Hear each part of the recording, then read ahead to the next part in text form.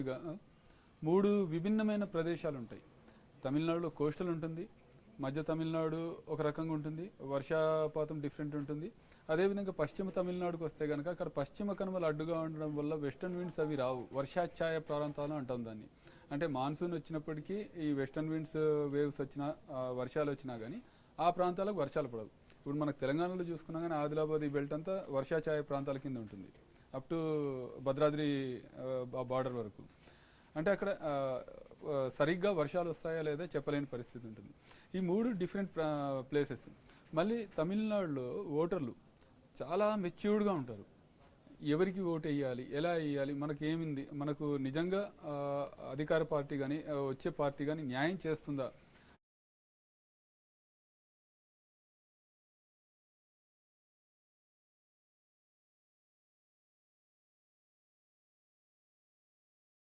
విషయానికి వస్తే కనుక ఇప్పుడున్న పరిస్థితుల్లో మనకు 6th వే అంటున్నాం ఇంటర్నెట్ని. ఎయిర్వే, రోడ్వే, రైల్వే అండ్ ఈ రకంగా ఆ రకంగా ఇంటర్నెట్ మీద పట్టుంది. ఆయన సోషల్ మీడియా టీం కానీ ఆదవ్ అర్జున్ ఇలాంటి వాళ్ళు చాలా అడ్వాన్స్గా ఉన్నారు. అల్గారిథమ్స్ కానివ్వండి, సోషల్ మీడియా ఎలా జంజీకి ఎలా పోవాలి, నిశ్శబ్ద విప్లవం ఉంటాం కదా ఆ రకంగా. అది టీవీకే ఇప్పటికిప్పుడే వచ్చేసి నేను అధికారంలోకి రావాలనే ఉద్దేశంతో పార్టీ ఏర్పాటు చేయడం అది కాదు.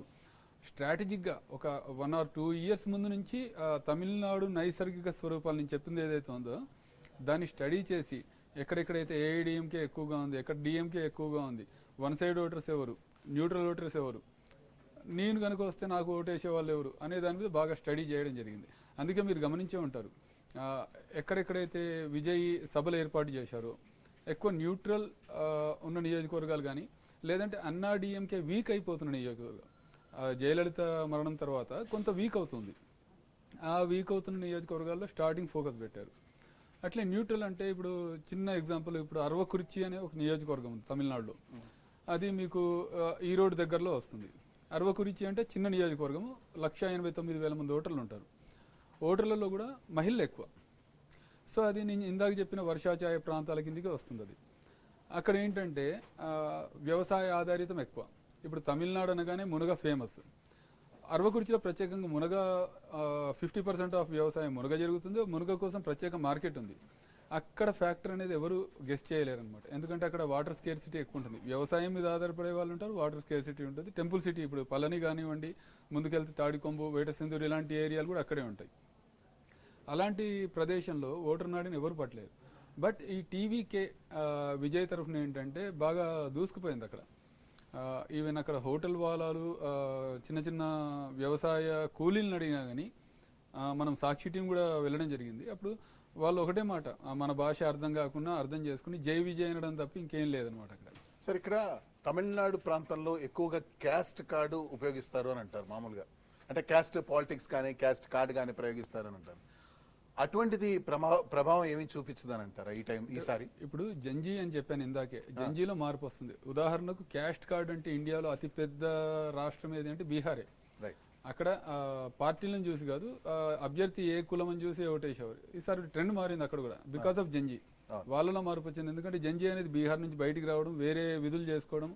అక్కడ అరే మన బయట క్యాస్ట్ అనేది లేదు, క్యాస్టిజం లేదు, అంతా సమానంగానే చూసుకుంటారు, మనం వాళ్ళతో కలిసి భోజనం చేయొచ్చు అనే ఒక భావన అనేది అక్కడ జంజీలోకి రావడం. అక్కడికి వెళ్ళి సంక్షేమం పైన ఫోకస్ చేసి ఎవరైతే సంక్షేమం చేస్తారో వాళ్ళకు ఓటేయాలనేది బీహార్లో చూసాం మనం. అది అదేవిధంగా ఇక్కడ తమిళనాడులో కూడా అంతే. క్యాస్ట్ ఫ్యాక్టర్ అనేది కొన్ని నియోజకవర్గాలు బలంగా ఉంటుంది, ఆ పట్టణ ప్రాంతాల్లో అది కనిపించదు. అందుకే బీజేపీ చాలా వరకు పట్టణ ప్రాంతాల మీద ఫోకస్ చేసింది. కానీ ఈ విజయ్ ప్రభంజనం కూడా ఒక రకంగా ఆ ఫోకస్ని అడ్డుకొని తన వైపు మళ్లించుకున్న పరిస్థితులు కనిపిస్తున్నాయి. రెండోది, తమిళనాడులో తెలుగు ఓటు బ్యాంక్ ఎక్కువ ఉన్న ప్రాంతాలు కూడా ఉన్నాయి. ఇక్కడ తెలుగు బెల్ట్ మొత్తం దాదాపుగా అధికార డిఎంకేకి వ్యతిరేకంగా ఉంది. ఎందుకు అంటే కంప్లీట్ వ్యతిరేకం అని చెప్పలేము. బికాజ్ తెలుగు అంటే ఇప్పుడు మీకు చిన్న ఎగ్జాంపుల్ చెప్తాను. ఇప్పుడు ఆంధ్రాలో అనంతపురం దాటాము, దాటాక కర్ణాటక ఎంటర్ అవుతాం, చిక్బెల్లాపూర్, దేవనహల్లి నుంచి రైట్కి వెళ్తే మీరు బెంగళూరు వెళ్తే లెఫ్ట్కి వెళ్తే తమిళనాడు ఇమీడియట్ ఎంట్రీ అనమాట. సజ్జాపురం దాటగానే సేవగానే పల్లె అనే చిన్న విలేజ్ ఉంటుంది. ఆ విలేజ్ నుంచి ఇక తమిళనాడు ఎంటర్ అనమాట. మీరు ఒక 5.5-10 ఏళ్ల కింద కనుక ఆ రూట్లో వెళ్తే కనుక సేవగానపల్లి కానివ్వండి, రాయకొట్టాయి, మీకు హొసూరు వస్తుంది, Hosur, Rayakottai, up to Dharmapuri belt. Right. Dharmapuri దాటినాక సేలం వరకు మళ్ళీ కంప్లీట్ తమిళ్ ఉంటుంది. ఇవన్నీ సేలం అవతల కూడా అప్ టు నీలగిరి వరకు, అంటే గుడులూరు ఏరియా వరకు కూడా తేని జిల్లా అంటారు. అక్కడ వరకు కూడా తెలుగు మాట్లాడే వాళ్ళు ఉన్నారు. ఆ పరిస్థితి ఎలా ఉండేదంటే, మీరు అక్కడికి వెళ్తే గ్రామ పంచాయతీ కార్యాలయం, సేవగానపల్లి గ్రామం అని తెలుగులో ఉండేది. వాళ్ళ రికార్డ్స్ తెలుగులో ఉండేవి. వాళ్ళకి తెలుగు మీడియం స్కూల్స్ ఉండేవి. రైట్. డిఎంకే వచ్చాక జరిగింది ఏంటంటే తెలుగుని మొత్తం పక్కన పెట్టేశారు. అదొకటి తెలుగు బెల్ట్ బాగా నెగిటివ్ ఉంది. ఇంకా చెప్పాలంటే తెలుగు రాష్ట్రాల్లో ఉన్న తెలుగు వారి కంటే తమిళనాడులో ఉన్న తెలుగు వారికి భాషాభిమానం చాలా ఎక్కువ. తెలుగు భాషా ఉద్యమాలు కూడా చెన్నై కేంద్రంగా జరిగినవి ఉన్నాయి. సవ్యం రమేష్ లాంటి ఉద్యమకారులు కూడా ఉన్నారు. ఆయన పుస్తకాలు రాశారు. ఆయన పుస్తకంలో ఎక్కడ అన్య భాషా పదాలు ఉండవు, అచ్చమైన తెలుగులోనే రాస్తారు. తెలుగులోనే రాస్తారు. ఇంకా నెల్లూరు యాసలు కూడా రాస్తారు. అలా ఆ తెలుగు బెల్ట్ అనేది కూడా ఇప్పుడు మీరు అబ్జర్వ్ చేసి ఉంటారు. టీవీకే వాళ్ళ లోపాలు ఏంటి, స్వాట్ అంటాం మనం, strength, weakness, opportunities and threats, వీటి మీద బాగా స్టడీ చేసింది. ఇది టీవీకే సంబంధించిన సోషల్ మీడియా టీం కానివ్వండి, స్ట్రాటజీ టీం కానివ్వండి. స్టడీ చేసినప్పుడు ఇక్కడ ఆపర్చునిటీస్ ఎక్కడ ఉన్నాయంటే వ్యతిరేకత, గవర్నమెంట్ వ్యతిరేకత ఎక్కువ ఉందో దాన్ని ఆపర్చునిటీగా తీసుకున్నారు. ఈ తెలుగు బెల్ట్లో ప్రచారం చేసినప్పుడు మీరు గమనించే ఉంటారు, కమ్యూనిటీ వైజ్గా రెడ్డి కమ్యూనిటీ కానివ్వండి, రిలేటెడ్ కమ్యూనిటీ ఎక్కువగా ఉన్న నియోజకవర్గాల్లో మన జగన్ గారి ఫోటో కూడా చూపించారు. టీవీకే విజయ్ జగన్ గారి ఫోటో చూపించారు. దాని అర్థం ఏంటంటే తెలుగు కమ్యూనిటీని అట్రాక్ట్ చేసుకోండి. డిఎంకేకి వ్యతిరేకంగా కొంతవరకు తెలుగు కమ్యూనిటీ ఉందని ఇందాక చెప్పుకున్నాం.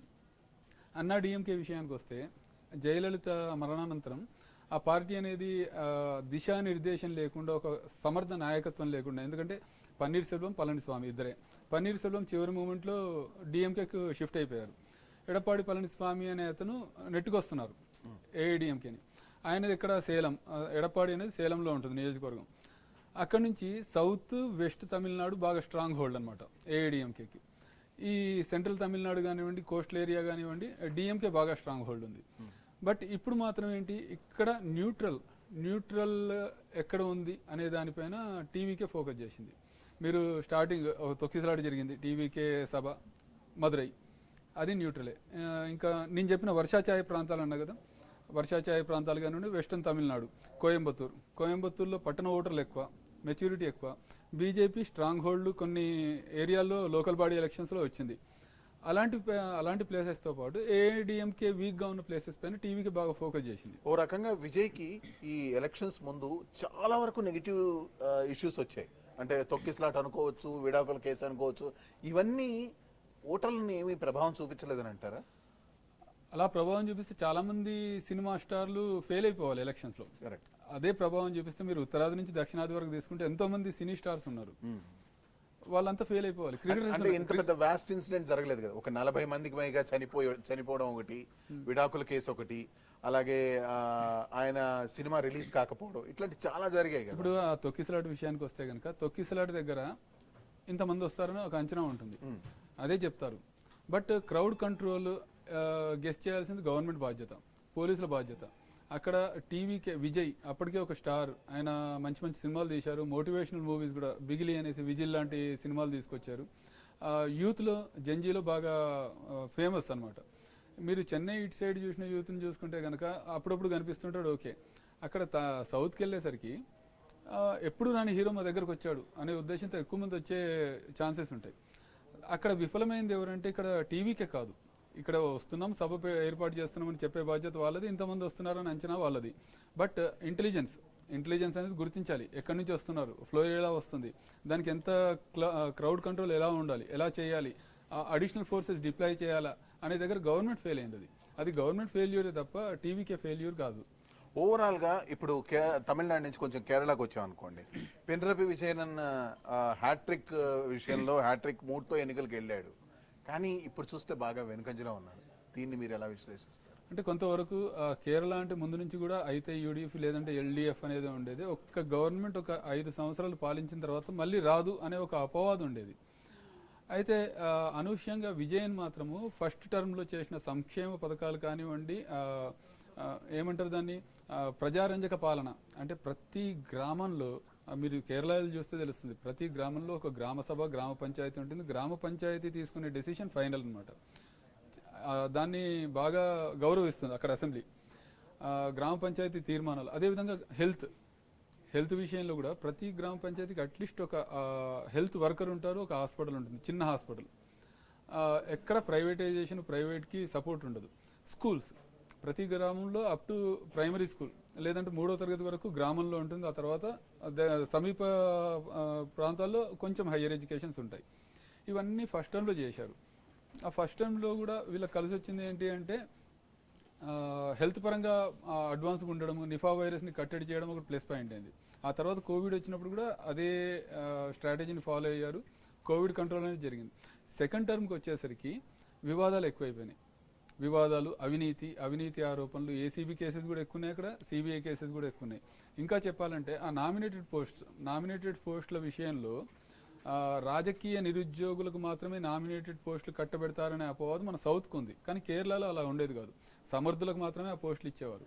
అలాంటిది ఇప్పుడు శబరిమల విషయంలో చూసుకుంటే కనుక శబరిమల దొంగతనం కేసు, గోల్డ్ చోరీ కేసు ఉంది. గోల్డ్ చోరీ తర్వాత రుద్రాక్ష మాల ఒకటి, ఏకముఖి రుద్రాక్షలతో ఉన్న 108 రుద్రాక్షల మాల, రాజదండం, అక్కడ యోగదండం అంటారు, అది చోరీ అయింది. తర్వాత బంగారు పూతకు సంబంధించిన ద్వారపాలకుల బంగారు పూత కూడా అవినీతి జరిగింది. అది ఎంతో పవిత్రంగా భావించే శబరిమలలో అలా జరగడానికి కారణం ఏంటి అంటే అధికార పార్టీకి సంబంధించిన నామినేటెడ్ పదవి. అంటే ఇవన్నీ ఒక రకంగా అధికార పక్షానికి వ్యతిరేకత 100%. దాంతోపాటుగా ఇప్పుడు స్వప్న సురేష్ కేసు ఉంది, అతిపెద్ద గోల్డ్ స్కామ్ కేసు అది. అందులో అప్ టు మన అక్కడ సిబిఐ జాయింట్ డైరెక్టర్ తెలుగతనే వెంకటేశ్వర్లోనే, ఆయన కూడా అప్ టు విజయన్ వరకు వెళ్ళారనమాట. అంటే విజయన్ కూడా అందులో ఆ స్కామ్లో ఇన్వాల్వ్ అయ్యాడనే ఆరోపణలు అప్పట్లో వచ్చాయి. దాంతోపాటు ఈ లిక్కర్ కార్టల్ ఇలాంటి అంశాల్లో కూడా వ్యతిరేకత ఉంది. రెండోది ఈ విషయం అంతా ముందే విజయ్కి తెలుసు. పినరయి విజయన్కి ముందుగానే గెస్ట్ చేశారు. గెస్ట్ చేసి సంథింగ్ ఈజ్ గోయింగ్ అని చెప్పేసి అలర్ట్ అయ్యారు. ఆ లోకల్ బాడీ ఎలక్షన్స్లో బీజేపీ పుంజుకోవడం, కాంగ్రెస్ సపోర్ట్ ఉన్న యూడిఎఫ్ కూడా బాగా పైకి రావడము, ఇవన్నీ చూసి అంతకు ముందు నుంచి ఆయన ఏం చేశారంటే కమ్యూనిజం కాదు, మేము సెక్యులర్ అని ప్రూవ్ చేసుకోవడానికి శబరిమలలోనే గ్లోబల్ అయ్యప్ప సంగమం అలాంటి కార్యక్రమాలు పెట్టారు. శబరిమలకు ఫండ్స్ ఎక్కువ ఇవ్వడము, శబరిమల ఎయిర్పోర్ట్ ప్రాజెక్ట్ అనేది ఎప్పటి నుంచో పెండింగ్లో ఉన్నదాన్ని మూవ్ చేయడానికి 6,000 కోట్లు డెవలప్మెంట్ కోసం ఇవ్వడం, ఇలాంటివి చేసినప్పటికీ ఆ వ్యతిరేకత. ఇంకా చెప్పాలంటే శబరిమల ఉన్న ఏరియా పతనంతిట్ట జిల్లా. ఆ పతనంతిట్ట జిల్లాకు సంబంధించి 5 నియోజకవర్గాల్లో ఉంటుంది. అరెల్ మనీ అనేసి ఆమె వీణా జార్జ్ మినిస్టర్, ఆరోగ్య శాఖ మంత్రి, ఆమె ప్రాతినిధ్యం వహిస్తారు. ఇప్పుడు ఆమె కూడా టఫెస్ట్ కాంపిటీషన్ ఎదుర్కొంటున్నారు. అంటే అర్థం చేసుకోవచ్చు ప్రజల వ్యతిరేకత ఏ రేంజ్లో ఉందనేది. ఇది దాంతోపాటుగా సైమల్టేనియస్గా ఏంది, అటు కాంగ్రెస్ కానివ్వండి, ఇటు బీజేపీ కానివ్వండి టార్గెట్ చేసుకుంది బాగా. అంటే ఏ చిన్న అవినీతి జరిగినా దాన్ని ఫోకస్ చేయడం, దాన్ని ఫోకస్ చేసి పబ్లిక్లోకి తీసుకెళ్లడం, సక్సెస్ కావడం. ఈ 2 కారణాలు కొంతవరకు విజయానికి వ్యతిరేకంగా కనిపిస్తున్నాయి. సార్ ఇప్పుడు ఓకే, కేరళ కూడా అయిపోయిన తర్వాత పశ్చిమ బెంగాల్లో తృణమూల్ కాంగ్రెస్, మమతా బెనర్జీ బాగా వెనకబడుతోంది ఇప్పుడు యాక్చువల్లీ. అంటే ఈ పోస్టల్ బ్యాలెట్స్ అయినా కానీ ట్రెండింగ్ అలానే కొనసాగుద్ది కాబట్టి ఎంత వెనకబడింది అని అంటే మనకు లేటెస్ట్గా రిపోర్ట్స్ అందుతున్న ప్రకారం 107 స్థానాల్లో ఆవిడ అదికి ముందంజలో ఉండగా 142 స్థానాల్లో బీజేపీ ముందంజలో ఉంది. దీన్ని ఎలా అర్థం చేసుకోవచ్చు అంటే ఒకటి మీరు ప్రీవియస్ ఎలక్షన్లో కూడా చూసుకోవచ్చు, ఆమె హ్యాట్రిక్ కొట్టారు. ప్రీవియస్ ఎలక్షన్లో బీజేపీ బాగా పుంజుకుంది అంటే అక్కడ టీఎంసీ వీక్ అయింది అని కాదు, కమ్యూనిస్టుల కంచుకోటలు ఏవైతే ఉన్నాయో వాటిని బీజేపీ టార్గెట్ చేసుకుంది, సక్సెస్ అయింది. అక్కడ సక్సెస్ అయ్యి ఆ వరకు వచ్చింది. ఇప్పుడు ఏమైందంటే కొన్ని పరిణామాలు, ఎస్ఐఆర్ పేరుతోని ఓటర్ లిస్టుల దాన్ని ఏమంటారు, ప్యూరిఫికేషన్ ఆఫ్ ఓటర్ లిస్ట్ అంటారు, కానీ రివిజన్, రాటిఫికేషన్ కానివ్వండి, రేషనలైజేషన్ కానివ్వండి, ఆ చేయడం వల్ల కొంత ఏంటంటే దొంగ ఓట్లని తగ్గడం జరిగింది. అయినప్పటికీ నాకున్న ఎలక్షన్ కమిషన్ డేటా ప్రకారం కూడా చూసుకుంటే 90 నియోజకవర్గాల్లో మైనారిటీ ఓటర్లు చాలా బలంగా ఉన్నారు. అంటే ఇప్పటివరకు వచ్చిందంతా పోస్టల్ బ్యాలెటే. ఇంకా చూడాలి మనం ఈ ట్రెండ్ ఎలా ఉంది అనేది తెలియాలంటే కనుక మధ్యాహ్నం 1 గంట వరకు ఒక ట్రెండ్ వచ్చేస్తుంది. ఆ 90 నియోజకవర్గాల్లో స్ట్రాంగ్ హోల్డ్ అనమాట వీళ్ళకు, టీఎంసీకి 1 సైడ్ మైనారిటీ ఓట్లు ఉంటాయి. ఈ బీజేపీది ఇంకా ఎంతవరకు ఉంది, ఎస్ఐఆర్ ద్వారా తొలగించిన ఓట్లు బీజేపీకి ప్లస్ అవుతాయా, అయినా మమత దాన్ని నిలబెట్టుకుంటుందా అనేది మధ్యాహ్నం 1 గంట వరకుగానే మనం ఒక ట్రెండ్ని చెప్పలేము. అది అయినా ఇప్పుడు ఈ సర్రు ఇవన్నీ కాస్త ముందు పక్కన పెట్టి ఎన్నికల కన్నా కొంచెం ముందుకెళ్తే ఆర్జీ కార్ కేసు కానీ ఇవన్నీ చాలా చాలా ఇష్యూస్, ఇవన్నీ మమత మీద కొంత వ్యతిరేకత చూపించాయని అనుకోవచ్చా? చాలా వరకు, కానీ అది గ్రామీణ ఓటర్ల వరకు ఎంత ప్రభావం చూపుతుంది అనేది చెప్పలేమన్నమాట. ఆర్జికర్ కేసు కానివ్వండి, ఆర్జికర్ కేసులో మీకు దానికి రిఫ్లెక్షన్ అనేది దేశవ్యాప్తంగా కనిపించింది, వెస్ట్ బెంగాల్లో కనిపించలేదు. అంటే అక్కడ పబ్లిక్లో ఇది లేదనమాట, ఏది వ్యతిరేకత అనేది కనిపించలేదు. ఇప్పటికీ కూడా ఆమె సంక్షేమం, ఇప్పుడు మనకు రాజ్యాంగంలో ఆదేశిక సూత్రాలు అంటాము, డిపిఎస్పి, ఆ డిపిఎస్పిని బాగా పాటిస్తున్న రాష్ట్రాలు ఏంటి అంటే అవి రాష్ట్రాల బాధ్యత. అది చేయాలని ఖచ్చితంగా కాదు, ప్రాథమిక హక్కు కాదు, అది ఆదేశిక సూత్రం అంతే. రాష్ట్రాలు చేయాలి సంక్షేమము. చేస్తున్న రాష్ట్రాల్లో పశ్చిమ బెంగాల్ ఒకటి ఉంది, తమిళనాడు ఉంది, కేరళ ఉంది. ఇలా తీసుకుంటే పశ్చిమ బెంగాల్లో డిపిఎస్పి చాలా బాగా అమలవుతుంది అనేసి విశ్లేషణలు చెప్తున్నాయి. ఇంత చేసినా కానీ అంటే ఇప్పటి ట్రెండ్ ప్రకారం, పోస్టల్ ట్రెండ్ ప్రకారం ఇప్పుడైతే మనం ఏ విధంగా చూసినా కానీ మమత అయితే వెనకంజలోనే ఉంది యాజ్ ఆఫ్ నౌ. ఇంకా మీరు చెప్పినట్టు పోన్ రౌండ్స్ ఇంకా పెరిగితే ఎలా ఉండవుందో చెప్పలేము. సో కాబట్టి ఇకపోతే అస్సాం పుదుచ్చేరి పరిస్థితుల్లో సర్ అనేది కూడా దాని మీద ఏమైనా ప్రభావం చూపించిందని అనుకుంటున్నాను. పుదుచ్చేరి అనేది కంప్లీట్ డిఫరెంట్. అస్సాంలో సర్ చాలా వరకు అస్సాం గురించి తీసుకోవాలంటే మళ్ళీ ఇందాక తమిళనాడు చెప్పుకున్నట్టు నైసర్గిక ఇష్యూస్ చూసుకోవాలి. ఆ 70s బంగ్లాదేశ్లో గొడవలతోని చాలా వరకు బెంగాలీ హిందూస్ అంతా ఇక్కడికి వచ్చారు. దాంతోపాటు బెంగాలీ ముస్లిమ్స్ కూడా రావడం జరిగింది. అక్కడ అప్పటి నుంచే పౌరసత్వ సవరణ అనేది అక్కడ నడుస్తుంది. ఈశాన్య రాష్ట్రాల్లో ప్రత్యేకించి అస్సాంలో నడుస్తుంది. ఈసారి ఏం జరిగిందంటే ఈ మధ్యకాలంలో మయన్మార్లో అంతర్యుద్ధం జరగడము, రోహింగ్యాలంతా రావడము, తమకు సేఫ్ ప్లేస్ అక్కడే అని చెప్పి భావించి అస్సాంలో ఉండడము. అంటే ఇలా వచ్చిన వాళ్ళకి ఏంటంటే లోకల్ లీడర్స్ ఓటు బ్యాంకు వాళ్ళు మార్చుకొని వాళ్ళకి కావాల్సిన ఆధారాలు మిగతా అన్ని డాక్యుమెంట్స్ లీగల్గా ఇచ్చేయడం జరుగుతుంది. ఈ ఎస్ఐఆర్ అనేది ఏంటంటే ఏజ్ని బట్టి మీరు సపోజ్ మీరున్నారు, మీ ఏజ్ అబవ్ 50 ఉంటుంది అంటే మీరు గతంలో కూడా ఓటేసి ఉంటారు కదా. 2001 ఓటర్ లిస్ట్ అనేది ప్రామాణికంగా తీసుకొని చూస్తుంది అనమాట. సో ఇక్కడ అస్సాంలో చాలా వరకు వలసలు ఎక్కువగానే ఉన్నాయి. 2-3 సార్లు పౌరసత్వం రివిజన్ అయింది అక్కడ.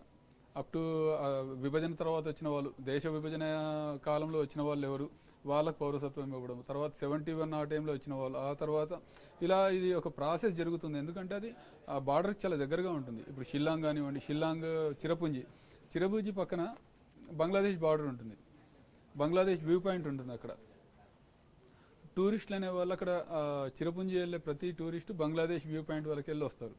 అక్కడ ఎక్కడ మనకు సరిహద్దు 4000 కిలోమీటర్ల సరిహద్దు బంగ్లాదేశ్తో ఉంది అనుకోండి. ఆ సరిహద్దులో ఎక్కడా కానీ మనకు సరైన కంచె లేదు. ఎక్కడ ఇన్ఫిల్ట్రేషన్ ఎక్కువ జరుగుతున్న వెస్ట్ బెంగాల్ ఆ ప్రాంతాల్లో మాత్రం బీఎస్ఎఫ్ నిఘా ఎక్కువగా ఉంది. సో దాన్ని ప్యూరిఫికేషన్ చేసే ఉద్దేశంతో దీంతోపాటు మీరు చూడొచ్చు అక్కడ ఉగ్రవాదం కానివ్వండి, ఇవి కూడా కొంచెం వేలునుకుపోవడం జరిగింది. ఒక 4 ఏళ్ల కింద చూసుకుంటే al Qaeda in Indian subcontinent అనే ఒక కొత్త మాడ్యూల్ పుట్టుకొచ్చింది కూడా గోల్పరా, అస్సాంలోని గోల్పరా, మోరేగావ్ ఆ ప్రాంతాల్లో. సో వీటన్నిటిని కంట్రోల్ చేయడానికి ఎస్ఐఆర్ సరైన మార్గం అని చెప్పి కేంద్రం భావించడం జరిగింది. దాని ప్రకారమే ప్యూరిఫికేషన్ ఆఫ్ ఓటర్ లిస్ట్ జరిగింది. ఇది దాదాపుగా దొంగ ఓట్లు, ఇనెలిజిబుల్ ఓటర్లను పక్కన పెట్టేసి, అంటే చనిపోయిన ఓటర్లు మీరు చూస్తే తెలుస్తుంది రిగ్గింగ్ ఎలా జరుగుతుంది అనేది. ఆ మనిషి ఓటు పోలింగ్ బూత్కి వెళ్ళేసరికి అతను ఓటు ఇంకెవరో వేస్తారు, లేదు ఆ మనిషి చనిపోయి ఒక 10 ఏళ్ళు అయినా కానీ ఆ ఓటు నడుస్తూనే ఉంటుంది. అలాంటివన్నిటికీ అడ్డుకట్టు పెట్టడం జరిగింది అనమాట. థ్యాంక్ యూ కమలాపతి గారు, మళ్ళీ మీ దగ్గరికి వస్తాము.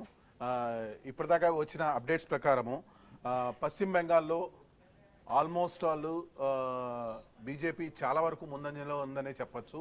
ఇక తమిళనాడులో విజయ్, టీవీకే పార్టీ అధినేత Vijay magic figure postal trends ప్రకారం, పోస్టల్ ఓటింగ్ ప్రకారం ఇప్పుడే దాటాడు. ఓన్లీ పోస్టల్ ట్రెండ్స్, పోస్టల్ ఇంకా అసలు ఫలితాలు రాలేదు. ఆ ఫలితాలతోటి మనకి ఇంకా విజయ్ ఎంతవరకు ముందుకు వస్తాడో లేదో మనం ముందుగా చూద్దాం. Back to studio.